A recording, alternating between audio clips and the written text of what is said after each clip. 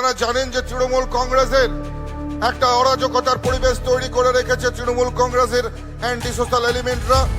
কাদেরকে আহ্বান করার জন্য আপনারা ভারত বাংলাদেশের বর্ডার খোলা রেখেছেন? শুধু কলকাতা নয়, সারা পশ্চিমবঙ্গের প্রত্যেকটা জেলা থেকে যুব ভাইদেরকে ভিন রাজ্যে চলে যেতে হচ্ছে অন্য সংস্থানের জন্য, কর্মসংস্থানের জন্য। নির্বাচন এলেই উনি একের পর এক প্রতিশ্রুতি দিয়ে যান, প্রতিশ্রুতির ফুলঝুরি। কখনো বলেন উত্তরবঙ্গকে সুইজারল্যান্ড বানাবেন, আবার কখনো বলেন উত্তরবঙ্গের টুরিস্ট সার্কিট তৈরি করে উত্তরবঙ্গকে একটা টুরিস্ট হাবে পরিণত করা হবে। ময়দানে এসে উপস্থিত হয়েছেন সেই জনতা জনার্দন দেবতাকে আমি নতজানু হয়ে আমার প্রণাম এবং কুর্নিশ জানাই।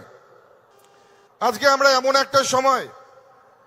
একটা সময়ের সন্ধিক্ষণে এসে উপস্থিত হয়েছি, যে সময় পশ্চিমবঙ্গ জুড়ে সাধারণ মানুষের মধ্যে একটা পরিবর্তনের ভাবনা।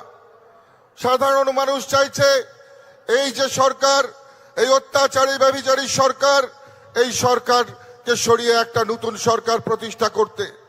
সবাই চাইছে এই বাংলায় একটা নতুন সূর্যোদয়, একটা নতুন প্রভাতের।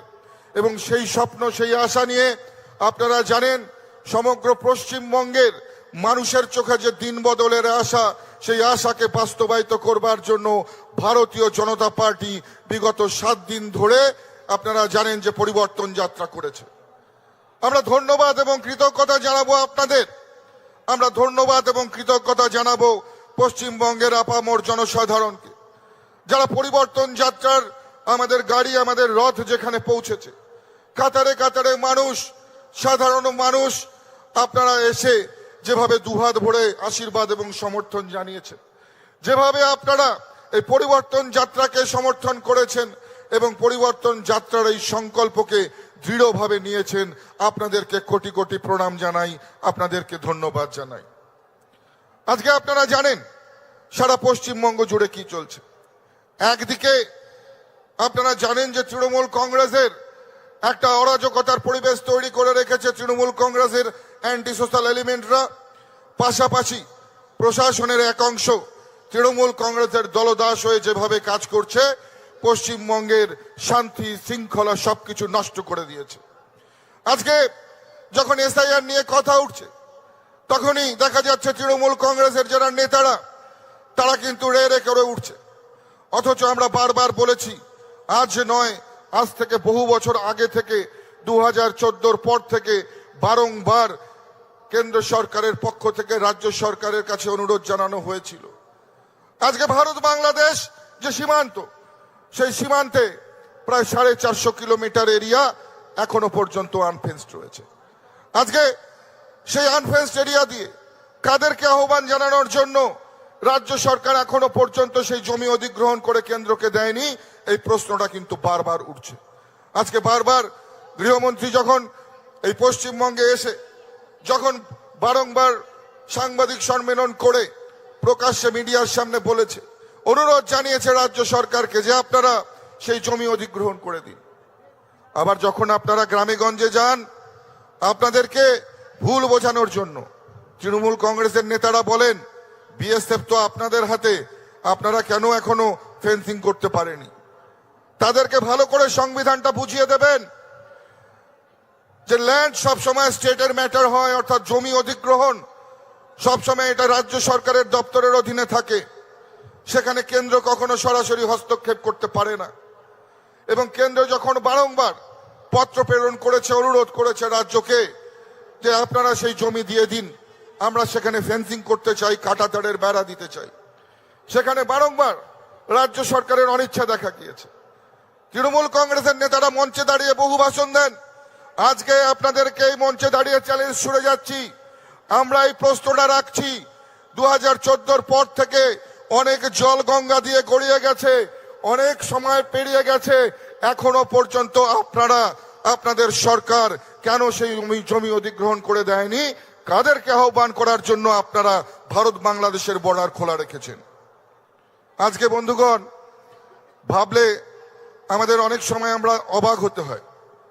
এই বঙ্গ এক সময় সারা ভারতবর্ষের যারা চাকরির দরকার ছিল, যারা বিভিন্ন রকমের প্রাইভেট সেক্টরে চাকরির যাদের করবার ইচ্ছা তারা সারা ভারতবর্ষ থেকে এই কলকাতায় আসতে।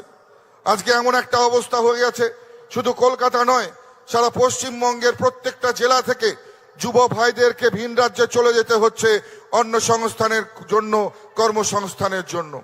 আজকে আমরা দেখেছি কিভাবে চাকরির ক্ষেত্রে প্রহসন হয়েছে, যুবদেরকে কিভাবে বারবার ঠকানো হয়েছে। আমরা উত্তরবঙ্গ থেকে আসি, আমি নিজে উত্তরবঙ্গের রাজবংশী সম্প্রদায় থেকে আসি, উত্তরবঙ্গের সামান্য খেটে খাওয়া একটা পরিবারের থেকে আসি। আমরা জানি যে সাধারণ মানুষের কষ্টটা কি, আমরা দেখেছি সাধারণ মানুষের কষ্টটা কি, খুব কাছ থেকে আমরা দেখেছি। মাননীয় মুখ্যমন্ত্রী বারংবার উত্তরবঙ্গে যান, উত্তরবঙ্গে গিয়ে আপনারা জানেন যে নির্বাচন এলেই উনি একের পর এক প্রতিশ্রুতি দিয়ে যান, প্রতিশ্রুতির ফুলঝুরি। কখনো বলেন উত্তরবঙ্গকে সুইজারল্যান্ড বানাবেন, আবার কখনো বলেন উত্তরবঙ্গে টুরিস্ট সার্কিট তৈরি করে উত্তরবঙ্গকে একটা টুরিস্ট হাবে পরিণত করা হবে।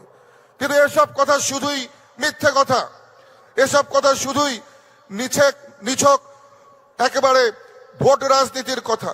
আমরা দেখি ভোট পেরিয়ে গেলে সমস্ত প্রতিশ্রুতির কথা মমতা বন্দ্যোপাধ্যায় ভুলে যান।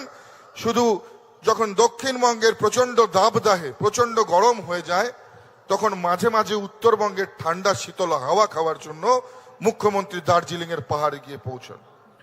সেখানকার সমস্যা সমাধানের কোনো চেষ্টা করেন না, গোর্খাদের সমস্যা সমাধানের কোনো চেষ্টা তিনি করেন না, রাজবংশীদের সমস্যা সমাধানের তিনি কোনো চেষ্টা করেন না, তিনি সেখানকার আদিবাসীদের কোনো সমস্যা সমাধানের চেষ্টা করেন না। বরঞ্চ রাজবংশী সম্প্রদায়কে বিভাজিত। আমরা মঞ্চে সম্মানীয় শুভেন্দুদা আমাদের এসে পৌঁছেছেন, আমাদের সৌভাগ্য যে আমাদের বিরোধী দলনেতা শুভেন্দু অধিকারী মহাশয় আমাদের মঞ্চে এসে পৌঁছেছেন। সবাই মিলে জোরে হাততালি দিয়ে ওনাকে সংবর্ধিত করুন। শুভেন্দু অধিকারী জিন্দাবাদ, শুভেন্দু অধিকারী জিন্দাবাদ, শুভেন্দু অধিকারী স্বাগতম। আজকে তো আমি আমার বক্তব্যকে দীর্ঘায়িত করব না। যেভাবে আপনারা জানেন যে রাজবংশী সম্প্রদায়কে মমতা বন্দ্যোপাধ্যায় বিভাজিত করবার চেষ্টা করেছেন।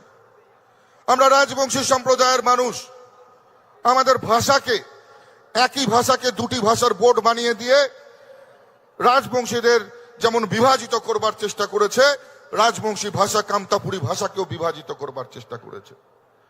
কোন সময় তিনি মনে করেননি এই সম্প্রদায়কে এক করে উত্তরবঙ্গের সমস্ত সমাজের মানুষদেরকে এক করে উত্তরবঙ্গের ডেভেলপমেন্টের প্রয়োজন রয়েছে। তাই বারংবার উত্তরবঙ্গ থেকে আওয়াজ উঠেছে যে মমতা বন্দ্যোপাধ্যায় উত্তরবঙ্গের সঙ্গে বৈমাত্রিক সুলভ আচরণ করেন। এবং আজ উত্তরবঙ্গের আপামর জনসাধারণ, রাজবংশী থেকে শুরু করে, আদিবাসী থেকে শুরু করে, গোর্খা থেকে শুরু করে, নমশূদ্র থেকে শুরু করে, ব্রাহ্মণ থেকে শুরু করে ক্ষত্রিয়, সবাই একজোট হয়েছে। সবাই একজোট হয়ে বলেছে যে আমরা এই অত্যাচারী সরকারকে রাখবো না, আমরা এই অত্যাচারী সরকারের বিদায় চাই, আমরা এই অত্যাচারী সরকারকে বিদায় জানাতে চাই। সেই জন্য আপনারা দেখেছেন গতবার আমরা 52টি সিটের মধ্যে উত্তরবঙ্গ থেকে আমরা 34টি পেয়েছি। এবার আপনাদেরকে এই মঞ্চ থেকে কথা দিয়ে যাচ্ছি, এই 52টির মধ্যে কমপক্ষে 50টি সিট ভারতীয় জনতা পার্টির পক্ষে থাকবে। আজকে এই মঞ্চ থেকে আমি মাননীয় মুখ্যমন্ত্রীকে বলতে চাই যে মাননীয়, আপনি কয়েকদিন আগেই আপনার ধর্ণা মঞ্চ থেকে আপনি ভয় দেখিয়েছেন। আপনি বলেছেন একটা কমিউনিটিকে নাকি আপনি কন্ট্রোল করে রেখেছেন এবং সেই কমিউনিটিকে যদি আপনি ছেড়ে দেন, সেই কমিউনিটি নাকি মারাত্মক একটা পরিস্থিতি তৈরি করবে। আজকে আপনাকে এই মঞ্চ থেকে বলতে চাই, কোন কমিউনিটির কথা আপনি বলতে চেয়েছেন? পশ্চিমবঙ্গের সনাতনী হিন্দুরা তো আপনার কন্ট্রোলে নেই। আপনি কাদের কথা বলতে চেয়েছেন? আপনাকে এই ব্রিগেডের পবিত্র মাটি থেকে বলে যেতে চাই, আমরা ভারতীয় জনতা পার্টির যারা কর্মী সমর্থক, আমরা যারা পশ্চিমবঙ্গের সাধারণ নিরপেক্ষ মানুষ, আমরা প্রস্তুত রয়েছি চোখে চোখ রেখে লড়াই করবার জন্য যে কোনো কমিউনিটিকেই আপনি ছেড়ে দিন না কেন, যে কোনো কমিউনিটিকে দিয়েই আপনি লড়াবার চেষ্টা করুন না কেন, লড়াই যদি হয় পশ্চিমবঙ্গের 10 কোটি বাঙালির সঙ্গে তৃণমূল কংগ্রেসের লড়াই হবে, কোনো কমিউনিটির লড়াই হবে না। আজকে সত্যি অবাক লাগে, একজন মুখ্যমন্ত্রী হয়ে তিনি কিভাবে এই ধরনের কথা, এই ধরনের মন্তব্য করতে পারেন। আজকে যেখানে ল অ্যান্ড অর্ডার সম্পূর্ণভাবে তার হাতে রয়েছে, সেই ল অ্যান্ড অর্ডারকে রক্ষা করবার দায়িত্ব মাননীয় মুখ্যমন্ত্রীর, সেখানে দাঁড়িয়ে আজকের দিনে পশ্চিমবঙ্গের যে ল অ্যান্ড অর্ডার সিচুয়েশন সম্পূর্ণভাবে কোল্যাপসড হয়ে গেছে। আজকে আপনারা দেখেছেন কিছুদিন আগেই মাননীয় রাষ্ট্রপতি মহোদয়া শিলিগুড়িতে এসেছিলেন একটি সরকারি কার্যক্রমে, সেখানে আপনারা দেখেছেন কিভাবে তাকে অসম্মানিত করা হয়েছে, রাষ্ট্রীয় প্রটোকলকে কিভাবে ব্রেক করা হয়েছে। অর্থাৎ এই রাজ্যের যে গরিমা, এই রাজ্যের যে মর্যাদা, সেটাকে সম্পূর্ণ ভুলুণ্ঠিত করবার কাজ যদি কেউ করে থাকে, সেটা মাননীয় মুখ্যমন্ত্রী মমতা বন্দ্যোপাধ্যায় করছে। আজকে আপনাদের সবাইকে আহ্বান জানাতে চাই, এই লড়াই আমাদের সনাতনীদের লড়াই, এ লড়াই হিন্দুদের লড়াই, এ লড়াই পশ্চিমবঙ্গের হিন্দুদেরকে হোমল্যান্ড বাঁচানোর লড়াই। তাই আসুন সবাই মিলে, সমস্ত হিন্দু সম্প্রদায়, সমস্ত সনাতনীরা এক হয়ে কাঁধে কাঁধ মিলিয়ে আমরা এই লড়াইয়ে সামিল হই। 2026-এর যে নতুন সূর্যোদয়, সেই সূর্যোদয়ের আমরা সাক্ষী হই এবং আগামী প্রজন্মকে, এই পশ্চিমবঙ্গকে আগামী প্রজন্মের বাসযোগ্য করে যাই। আসুন এই প্রতিজ্ঞা আমরা সবাই মিলে নেই এবং সবাই মিলে একই কথা, একই সুরে কথা বলি। যে কথা যোগীজি বলেছেন, হিন্দুদের জন্য বলেছেন যে জিতনা বাটোগে উতনা কাটোগে। তাই আমাদের সবাইকে এক হয়ে থাকতে হবে। আমাদেরকে বিভিন্ন সম্প্রদায়ের কথা ভুলে আমরা হিন্দু সনাতনীদেরকে সবাইকে এক হতে হবে। আমরা কে ঘোষ, কে বোস, কে গুহ, কে মিত্র, আমরা কে কোন সম্প্রদায় থেকে আসছি ভুলে সবাইকে একটা কথাই মনে রাখতে হবে, আমরা হিন্দু। তাই আসুন সবাই মিলে এক সুরে বলি, হিন্দু হিন্দু, হিন্দু হিন্দু, হিন্দু হিন্দু, হিন্দু হিন্দু। জয় শ্রীরাম, জয় জয় শ্রীরাম, জয় শ্রীরাম, জয় জয় শ্রীরাম। भारत माता की, भारत माता की।